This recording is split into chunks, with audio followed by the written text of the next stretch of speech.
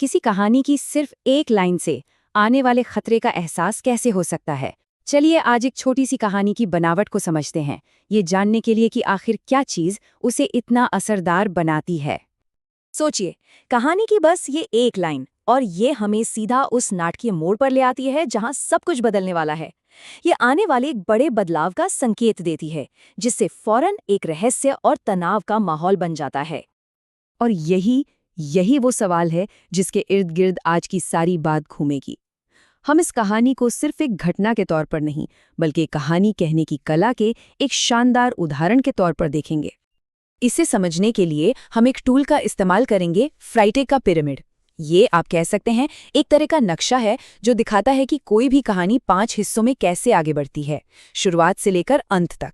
ये हमें बताता है कि कैसे तनाव को एक सिलसिलेवार तरीके से बनाया और फिर खत्म किया जाता है, ताकि पढ़ने या सुनने वालों के लिए एक इमोशनल सफर तैयार हो सके। तो चलिए शुरू करते हैं पहले हिस्से से। यहाँ कहानी हमें एक बिल्कुल आम सी रोजमर्रा की दुनिया में ले जाती है, एक ऐसी शांति जो, जैसा कि हम जल्द ही देखेंगे, बस एक धोखा है। कल्पना कीजिए, जगह है अहमदाबाद, सरदार वल्लभ भाई पटेल इंटरनेशनल एयरपोर्ट। शहर अभी अभी जाग रहा है, हवा में चाय की महक है और वेंडर्स अपना सामान लगा रहे हैं। मतलब एक बिल्कुल नॉर्मल सुबह का सीन। और फिर हमारी मुलाकात होती है कहानी की हीरोइन मीरा से। उसे एक नाम, उम्र और पेशा देना, ये उसे फौरन हमारे लिए असली बना देता है। हम उससे कहीं ना कहीं एक जुड़ाव महसूस करने लगते हैं। मीरा की नजरें खिड़की के बाहर साबरमती नदी पर हैं। घर बस 20 मिनट दूर है और उसकी ये उम्मीद और बेचैनी हमें सीधा उसके नजरिए से जोड़ देती है। और फिर ठीक यहीं से कहानी अपना रुख बदलती है। चीजें बिगड़ना शुरू होती हैं और तनाव बहुत तेजी से बढ़ता है। देखिए ये कितनी तेजी से होता है। बस कुछ ही पलों में हालात नॉर्मल से इमरजेंसी में बदल जाते हैं। घटनाओं का ये जो तेज सिलसिला है, ये डर के एहसास को कई गुना बढ़ा देता है। ये वो पल है जब वो डर जो सबके मन में था, वो एक भयानक सच बनकर सामने आ जाता है। सिर्फ प्लेन के अंदर ही नहीं, बल्कि जमीन पर भी। और देखिए कहानी कितनी खूबसूरती से अपना फोकस बदलती है। अब बात प्लेन की तकनीकी खराबी की नहीं, बल्कि इंसानी जज्बातों की हो रही है।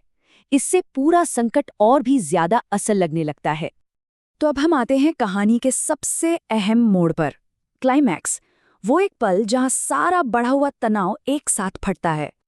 जरा इन शब्दों पर गौर कीजिए। एक बहरा कर देने वाला धमाका, उड़ती चिंगारियां।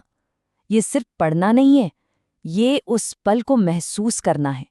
ये एक ऐसा हमला है जो हमारी सारी इंद्रियों पर एक साथ होता है। और फिर बस अंधेरा। सब कुछ अचानक रुक जाता है। स्क्रीन पर ये जो खालीपन है ना, वो ठीक कहानी के उस मोड़ को दिखाता है जहां चेतना अचानक खत्म हो जाती है। तो उस टक्कर के बाद क्या हुआ? चलिए अब कहानी के अगले पड़ाव पर चलते हैं और देखते हैं कि गिरने के बाद की जिंदगी कैसी है। और मीरा की आंखें खुलती हैं घास पर। वो मलबे से दूर है। चारों तरफ चीख पुकार, सायरन की आवाजें।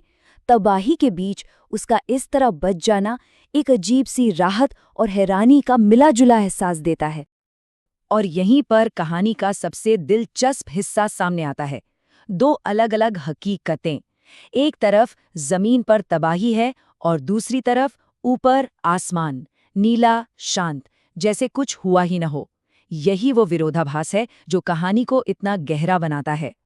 और कहानी की ये आखिरी लाइन, ये हमें इसका सबसे बड़ा सबक देती है कि कैसे कोई हादसा दुनिया को देखने का हमारा नजरिया हमेशा हमेशा के लिए बदल सकता है। तो अब इन सारे टुकड़ों को जोड़कर देखते हैं।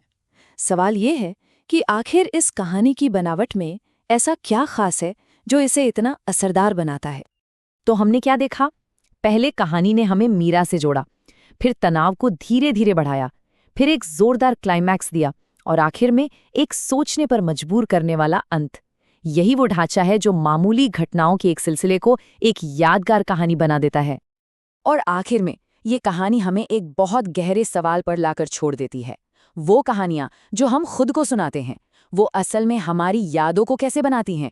क्योंकि ये ढांचा सिर्फ किस्से कहानियों में नहीं होता, ये तो वो तरीका है जिससे हम अपनी असल जिंदगी को भी समझते हैं।